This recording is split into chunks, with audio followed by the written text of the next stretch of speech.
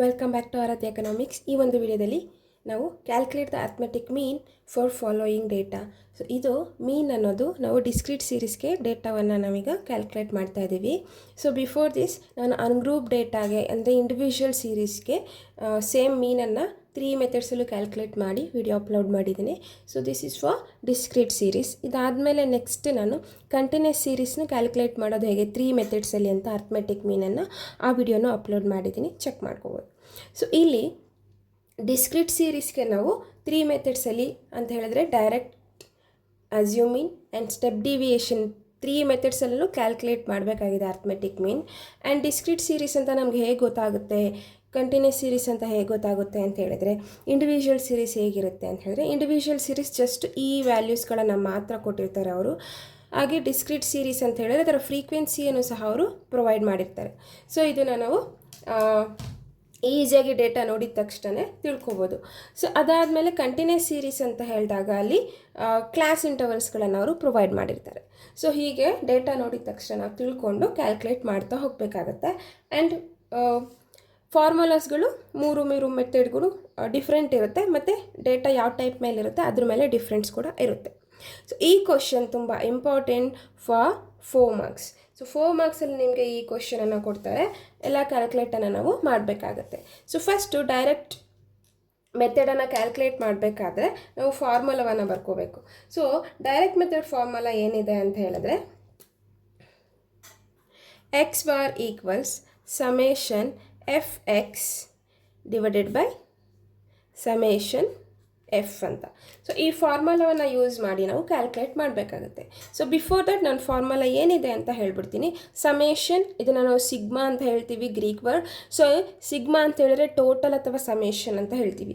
Summation of F ಮತ್ತು X.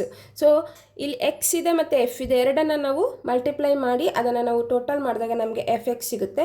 Then summation F ಅಂತ ಹೇಳಿದ್ರೆ ಈ ಎಫ್ ವ್ಯಾಲ್ಯೂಸ್ ಏನಿದೆ ಅದಷ್ಟು ನಾವು ಟೋಟಲ್ ಮಾಡಿದಾಗ ನಮಗೆ ಸಮೇಷನ್ ಎಫ್ ಇರುತ್ತೆ. ಓಕೆ, ಸೊ ಕ್ಯಾಲ್ಕುಲೇಟ್ ಮಾಡೋಣ.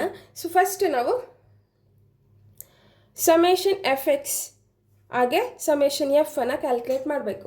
ಸೊ ಇಲ್ಲಿ ಎಫ್ ಇರೋದ್ರಿಂದ ನಮಗೆ ಡೈರೆಕ್ಟಾಗಿ ವ್ಯಾಲ್ಯೂ ಸಿಗುತ್ತೆ. ಇಷ್ಟನ್ನು ಟೋಟಲ್ ಮಾಡಿದ್ರೆ ನಮಗೆ ಸಮೇಷನ್ ಎಫ್ ವ್ಯಾಲ್ಯೂ ಸಿಗುತ್ತೆ. ಓಕೆ, ಸೊ ಟೋಟಲ್ ಮಾಡಿದಾಗ 5 + 7 + 9 + 10 8 6 5 2 ಅಷ್ಟನ್ನು ನಾವು ಕ್ಯಾಲ್ಕುಲೇಟ್ ಮಾಡಿದಾಗ ನಮಗೆ ವ್ಯಾಲ್ಯೂ ಎಷ್ಟು ಬರುತ್ತೆ ಅಂತ ಹೇಳಿದ್ರೆ, ಸಮೇಷನ್ ಎಫ್ ಎಕ್ಸ್ ಎಷ್ಟಿದೆ 52 ಆಗುತ್ತೆ. ಕುತ್ಕೊಂಡು ನೀವು ಕ್ಯಾಲ್ಕುಲೇಟ್ ಮಾಡಿ ಬರಿಬೋದು. ಸೊ ಅದಾದಮೇಲೆ ನಾವೀಗ ಕ್ಯಾಲ್ಕುಲೇಟ್ ಮಾಡಬೇಕಾಗಿರೋದು ಎಫ್ ಮತ್ತು ಎಕ್ಸ್. ಎಫ್ ಎಕ್ಸ್ ಇಲ್ಲಿ ಏನು ಫೈನ್ ಇಲ್ಲ ಅಂತ ಹೇಳಿದ್ರೆ ಗೊತ್ತಿದೆ, ಮಲ್ಟಿಪ್ಲೈ ಮಾಡಬೇಕು. So F into X, so ಇಲ್ಲಿ ಬರ್ಕೊಳ್ಳೋಣ. ಎಫ್ ಇಂಟು ಎಕ್ಸ್ ಎಷ್ಟು ಬರುತ್ತೆ, 5 × 5. ಸೊ ಸ್ಟಾರ್ಟಿಂಗ್ ನೀವು ಯಾವುದೇ ಕ್ಯಾಲ್ಕುಲೇಟ್ ಮಾಡಬೇಕಾದ್ರೂ ಅದನ್ನು ನೀವು ಬರ್ಕೊಳ್ಳೋದ್ರಿಂದ ಸೊ ನೆಕ್ಸ್ಟ್ ನಿಮಗೆ ಕನ್ಫ್ಯೂಷನ್ ಆಗೋದಿಲ್ಲ. So F into X 25, next 10 × 7 70, then 15 × 9 135. So ಇಷ್ಟನ್ನು ನೀವು ಮಲ್ಟಿಪ್ಲೈ ಮಾಡಿ ವ್ಯಾಲ್ಯೂಸನ್ನು ಬರ್ಕೋಬೇಕು. 200 180 175 ಆ್ಯಂಡ್ 80. ಸೊ ಇಷ್ಟು ಆದಮೇಲೆ ನೆಕ್ಸ್ಟ್ ಏನು ಸಮೇಷನ್ ಮಾಡಬೇಕು. ಸೊ ಸಮೇಷನ್ ಎಫ್ ಎಕ್ಸ್ ಎಷ್ಟು ಬಂದಿದೆ ಅಷ್ಟನ್ನು ಟೋಟಲ್ ಮಾಡಿದಾಗ ನಮಗೊಂದು ವ್ಯಾಲ್ಯೂ ಸಿಗುತ್ತೆ, ಅದನ್ನು ನಾವು ಸಮೇಷನ್ ಎಫ್ ಎಕ್ಸ್ ಅಂತ ಹೇಳ್ತೀವಿ. ಆ ವ್ಯಾಲ್ಯೂ ಎಷ್ಟಿದೆ ಅಂತ ಹೇಳಿದ್ರೆ 1065 ವ್ಯಾಲ್ಯೂ ನಮಗೆ ಸಿಗುತ್ತೆ. ಸೊ ಇದಾದಮೇಲೆ ನೆಕ್ಸ್ಟು ಈಸಿ ಸ್ಟೆಪ್ಸ್, ವ್ಯಾಲ್ಯೂಸನ್ನು ಅಪ್ಲೈ ಮಾಡೋದು. ಸೊ ಸಮೇಷನ್ ಎಫ್ ಎಕ್ಸ್ ಎಷ್ಟಿದೆ 1065 ಡಿವೈಡೆಡ್ ಬೈ ಸಮೇಷನ್ ಎಫ್ ಎಷ್ಟಿದೆ 52. ಸೊ ಇದನ್ನು ನಾವು ಡಿವೈಡೆಡ್ ಬೈ ಮಾಡಿ ಬರೆಯೋದ್ರಿಂದ ನಮಗೆ ವ್ಯಾಲ್ಯೂ ನಮಗೆ ಸಿಗುತ್ತೆ. ಎಷ್ಟು ಅಂತ ಹೇಳಿದ್ರೆ 20.48. ಸೊ ಹೀಗೆ ನಾವು ಡೈರೆಕ್ಟ್ ಮೆಥಡಾಗಿ ತುಂಬ ಈಸಿಯಲ್ಲಿ ಕ್ಯಾಲ್ಕುಲೇಟ್ ಮಾಡ್ಬೋದು. ಸೊ ಅದಾದಮೇಲೆ ಇನ್ನೊಂದು ಅಸ್ಯೂಮೀನ್ ಮೆಥಡ್ ಕ್ಯಾಲ್ಕುಲೇಟ್ ಮಾಡೋಣ. ಸೊ ಅಸ್ಯೂಮೀನ್ ಮೆಥಡ್ ಕ್ಯಾಲ್ಕುಲೇಟ್ ಮಾಡೋಣ ಈಗ. ಸೊ ಅಸ್ಯೂಮೀನ್ ಮೆಥಡ್ ಕ್ಯಾಲ್ಕುಲೇಟ್ ಮಾಡೋದಕ್ಕೆ ಫಾರ್ಮುಲಾ ಬೇರೆ ಅದ. ಸೊ ಫಾರ್ಮುಲಾ ನಾನು ಇಲ್ಲಿ ಬರ್ಕೊಳ್ತಾ ಇದ್ದೀನಿ. X bar equals A plus summation F D divided by summation F. ನೀವು ಇದನ್ನು ಕೆಳಗೂ ಬರ್ಕೋಬೋದು. ಸೊ ಎಗೇನ್ ಇಲ್ಲಿ ನಮಗೆ ಸಮೇಷನ್ ಎಫ್ ವ್ಯಾಲ್ಯೂ ಆಲ್ರೆಡಿ ನಮಗೆ ಗೊತ್ತಿದೆ ಎಷ್ಟು 52. ನಾವು ಇಲ್ಲಿ ಬೇಕಾದ್ರೆ ಬರ್ಕೊಳ್ಳಿ ಸಮೇಷನ್ ಎಫ್ ಎಷ್ಟಿದೆ 52 ಸಪ್ರೇಟಾಗಿ ಬರ್ಕೊಂಡಿರ್ಬೋದು.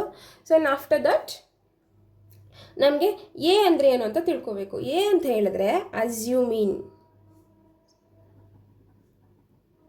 ಸೊ ನಾವು ಕೊಟ್ಟಿರೋ ಇಲ್ಲಿ ವ್ಯಾಲ್ಯೂಸಲ್ಲಿ ಅಸ್ಯೂಮೀನನ್ನು ಅಸ್ಯೂಮ್ ಮಾಡ್ಕೊಳ್ಳೋದಷ್ಟೇ. ಸೊ ಅಸ್ಯೂಮೀನ್ ಹೇಗೆ ಅಸ್ಯೂಮ್ ಮಾಡೋದು ಅಂತ ಹೇಳಿದ್ರೆ ಇಲ್ಲಿ ಎಷ್ಟು ವ್ಯಾಲ್ಯೂಸ್ ಇದೆ ಟೋಟಲ್ ಆಗಿ 8 ವ್ಯಾಲ್ಯೂಸ್ ಇದೆ ಇಲ್ಲಿ. ಸೊ 8 ವ್ಯಾಲ್ಯೂಸ್ ಅಂತ ಬಂದಾಗ ಮಿಡಲಲ್ಲಿ ನಮಗೆ 20 ಮತ್ತು 25 ಸಿಗ್ತಾ ಇದೆ, right.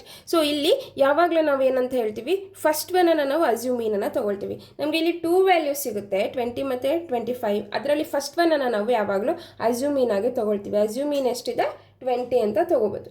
So next summation. So ನಮಗೆ ಎ ವ್ಯಾಲ್ಯೂ ಸಿಕ್ತು, ಈ ವ್ಯಾಲ್ಯೂನು ಸಿಕ್ತು. ಈಗ ನಮಗೆ ಬೇಕಾಗಿರೋದು ಸಮೇಷನ್ ಎಫ್ ಡಿ. ಸಮೇಷನ್ ಅಂದರೆ ಟೋಟಲ್. ಸೊ ಎಫ್ ಡಿ ಅಂತ ಹೇಳಿದ್ರೆ ಎಫ್ ಇಂಟು ಡಿ ಅಂತ. ಸೊ ಎಫ್ ವ್ಯಾಲ್ಯೂಸ್ ಆಲ್ರೆಡಿ ಇಲ್ಲಿದೆ. ಸೊ ಡಿ ವ್ಯಾಲ್ಯೂವನ್ನು ಫೈಂಡ್ ಔಟ್ ಮಾಡಬೇಕು. So D value find out ಮಾಡೋದಕ್ಕೆ ಫಾರ್ಮುಲಾ ಇದೆ. ಸೊ ಡಿ ವ್ಯಾಲ್ಯೂವನ್ನು ನೀವು ಫೈಂಡ್ ಔಟ್ ಮಾಡಬೇಕು ಅಂತ ಹೇಳಿದ್ರೆ ನಾನು ಇಲ್ಲಿ ಫಾರ್ಮುಲಾವನ್ನು ಬರಿತಾ ಇದ್ದೀನಿ. D equals X minus A. So ಇದನ್ನು ನೀವು ಯೂಸ್ ಮಾಡಿಕೊಂಡು ವ್ಯಾಲ್ಯೂಸನ್ನು ಫೈಂಡ್ ಔಟ್ ಮಾಡಬೇಕು. ಸೊ ಇಲ್ಲಿ ಬರೆಯೋಣ ಡಿ. ನಾನು ಹಾಗೆ ಇಲ್ಲಿ ಫಾರ್ಮುಲಾವನ್ನು ಬರಿತಾ ಇದ್ದೇನೆ. So D equals X minus A. X ಅಂತ ಹೇಳಿದ್ರೆ ಈ ವ್ಯಾಲ್ಯೂಸ್, ಎ ಅಂತ ಹೇಳಿದ್ರೆ ಅಸ್ಯೂಮಿನ್ ಎಷ್ಟಿದೆ ಅದು. ಸೊ ಫಸ್ಟಲ್ಲಿ ನಾವು ಹೇಗೆ ಬರ್ಕೊಳ್ತಾ ಇದ್ದೀವಿ, ಡಿ ಈಕ್ವಲ್ಸ್ ಎಕ್ಸ್ ಅಂತ ಹೇಳಿದ್ರೆ 5 ಮೈನಸ್ ಎ ಅಂತ ಹೇಳಿದ್ರೆ 20. ಎಷ್ಟು ಬರುತ್ತೆ ವ್ಯಾಲ್ಯೂ 15 ಎಸ್ ಮೈನಸ್ 15. ಸೊ ನೆಕ್ಸ್ಟ್ ಅದೇ ಥರ ಎಲ್ಲನೂ ಕ್ಯಾಲ್ಕುಲೇಟ್ ಮಾಡಿ ನೀವು ಬರ್ಕೋಬೇಕು. ಸೊ ನೆಕ್ಸ್ಟು -10 -5 0 ಎಸ್ 5 10 15 20. ಸೊ ಹೀಗೆ ವ್ಯಾಲ್ಯೂಸನ್ನು ನಾವು ಡಿವಿಯೇಷನ್ ವ್ಯಾಲ್ಯೂಸನ್ನು ಬರೆದಿದ್ದಾಯಿತು. ಸೊ ಡಿವಿಯೇಷನ್ ವ್ಯಾಲ್ಯೂಸನ್ನು ಫೈಂಡ್ ಔಟ್ ಮಾಡಿ ಆದಮೇಲೆ ಎಫ್ ಡಿ ಮಾಡಬೇಕು. Simple F into D. Okay. So into ಅಂತ ಆದರೆ ನಿಮಗೆ ಕನ್ಫ್ಯೂಸ್ ಆಗುತ್ತೆ ಅಂತ ಡಾಟ್ ಇಟ್ಕೊಳ್ಳಿ. Okay. So F into D. F ಅಂತ ಹೇಳಿದ್ರೆ 5 ಇಂಟು ಡಿವಿಯೇಷನ್ ವ್ಯಾಲ್ಯೂ ಎಷ್ಟಿದೆ -15. ಸೊ ಎಷ್ಟು ಬಂತು ವ್ಯಾಲ್ಯೂ ಅಂತ ಹೇಳಿದಾಗ ಎಸ್ -75. ಸೊ -75. ಸೊ ಅದೇ ರೀತಿ ಇಷ್ಟು ನೀವು ಕ್ಯಾಲ್ಕುಲೇಟ್ ಮಾಡಿ ಬರಿಬೇಕಾಗತ್ತೆ. -70 -45 0 40 60 75 ಆ್ಯಂಡ್ 40. ಸೊ ಇದಾದಮೇಲೆ ನಾವು ಅದನ್ನು ಅಷ್ಟು ಟೋಟಲ್ ಮಾಡಬೇಕು. ಯಾಕಂತ ಹೇಳಿದ್ರೆ ನಮಗೆ ರಿಕ್ವೈರ್ ಇರೋದು summation F D. So summation F D equals total ಮಾಡಿ. ಸೊ ಇಲ್ಲಿ ಇನ್ನೊಂದು ಟ್ರಿಕ್ಕನ್ನು ಯೂಸ್ ಮಾಡ್ಬೋದು ನೀವು.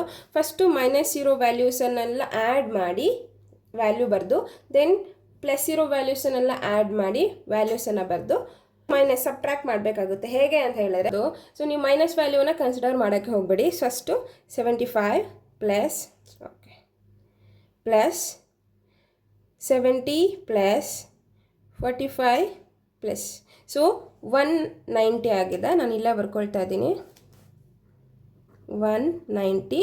ಯಾವ ಸೈನ್ ಇರಬೇಕು, minus sign. Okay. So next 40 plus 60 plus 75 plus 40. So ಇದೆಷ್ಟು ಬಂತಿದೆ ವ್ಯಾಲ್ಯೂ +215. ಸೊ ಇಷ್ಟಾದಮೇಲೆ ನೆಕ್ಸ್ಟ್ ಏನಂತ ಹೇಳಿದ್ರೆ ಎರಡನ್ನು ಮೈನಸ್ ಮಾಡಿ. 215 ಮೈನಸ್ 190 25 ಬಂತು ಅಲ್ಲ.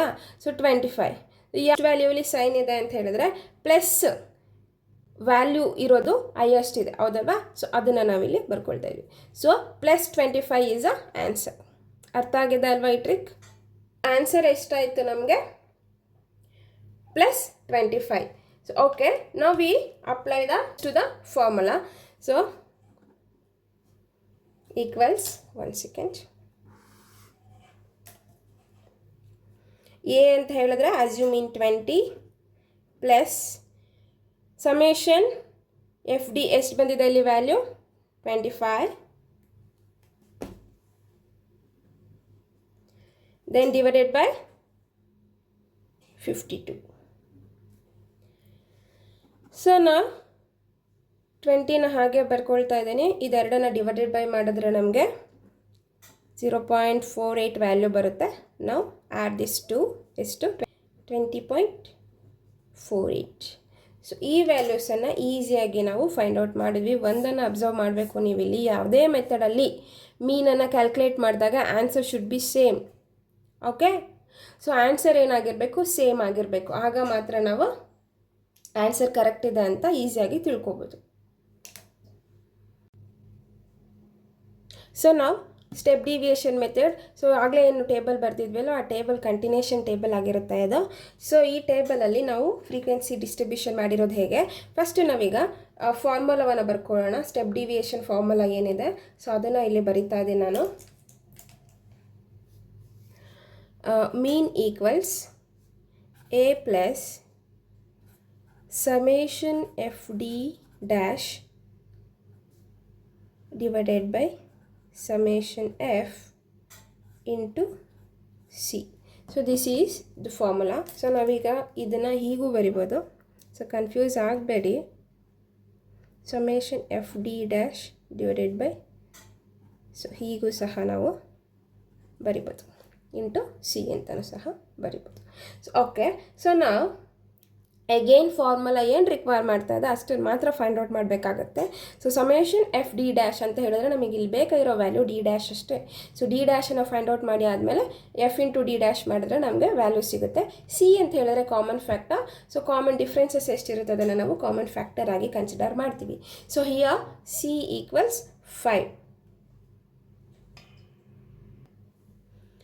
ಸೊ ಸಿ ಈಕ್ವಲ್ಸ್ 5 ಅಂತ ಹೇಳಿದ್ರೆ ಯಾಕೆ ಅಂತ ಹೇಳಿದ್ರೆ ನೀವು ಇಲ್ಲಿ ನೋಡ್ಬೋದು ಎಕ್ಸಲ್ಲಿ ಡಿಫ್ರೆನ್ಸಸ್ 5 ಇದೆ, ರೈಟ್. ಸೊ ಅದರಿಂದ ನಾವು ಸಿಯನ್ನು 5 ಆಗಿ ಕನ್ಸಿಡರ್ ಮಾಡಬೇಕಾಗತ್ತೆ.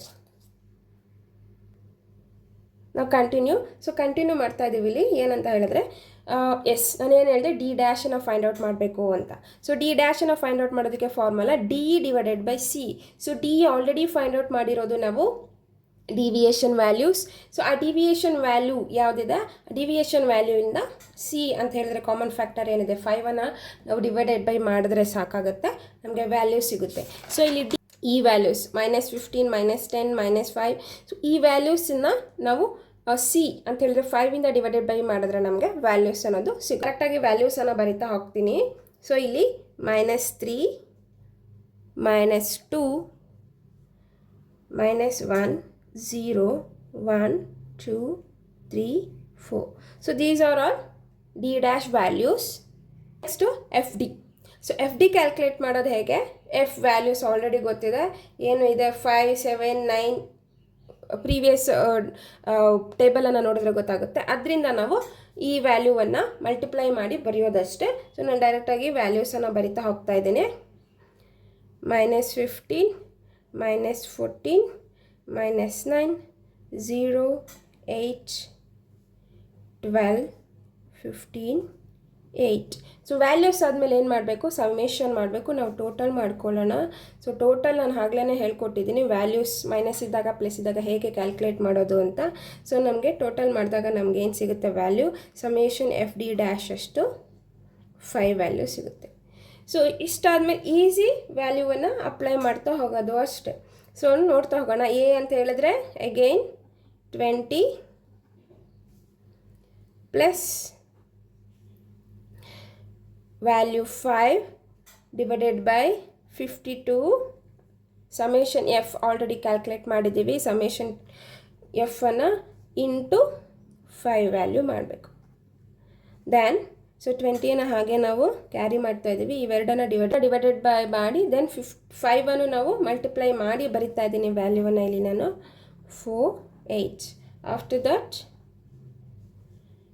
ಎರಡನ್ನು ಟೋಟಲ್ ಮಾಡಿದಾಗ 20.48.